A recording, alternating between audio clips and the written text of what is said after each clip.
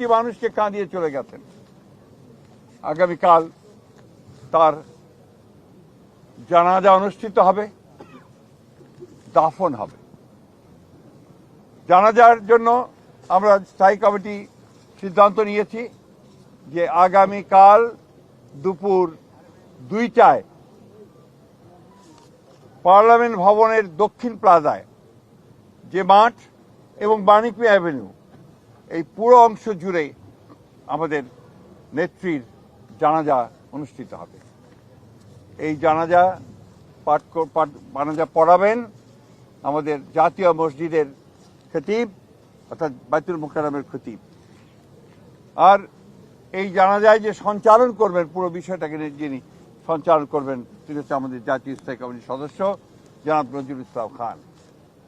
এরপরে আমাদের স্বাধীনতার ঘোষক, বহুদলীয় গণতন্ত্রের প্রবর্তক, বাংলাদেশের আরেক কিংবদন্তির নেতা, যাকে রাখাল রাজা বলে এই দেশের মানুষ, তার মাজারে, তারই পাশে আমাদের এই মহান নেত্রীকে সমাধিস্থ করা হবে, দাফন করা হবে। আমরা সবাই অত্যন্ত শৃঙ্খলার সঙ্গে এই জানাজায় অংশগ্রহণ করব এবং যে শৃঙ্খলার মধ্যে কথা বলা হবে, আমি বাংলাদেশের সকল স্তরের মানুষের কাছে অনুরোধ জানাবো, আপনারা সেই শৃঙ্খলা মেনে অত্যন্ত সুশৃঙ্খলভাবে জানাজা পড়বেন এবং তারপরে তাকে দাফনের অংশগ্রহণ করবে, যাদের দায়িত্ব তারাই অংশগ্রহণ করবেন।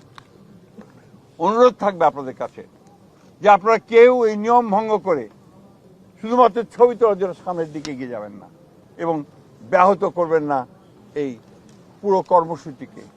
আপনাদের আমরা বিশ্বাস করি দেশনেত্রীর প্রতি আপনাদের যে সম্মান, যে শ্রদ্ধা, সেটাকে অটুট রাখার জন্য আপনারা সেই শৃঙ্খলা রক্ষা করবেন এবং সর্বাত্মকভাবে সহযোগিতা করবেন এই জানাজা দাফন কার্য সুচারুরূপে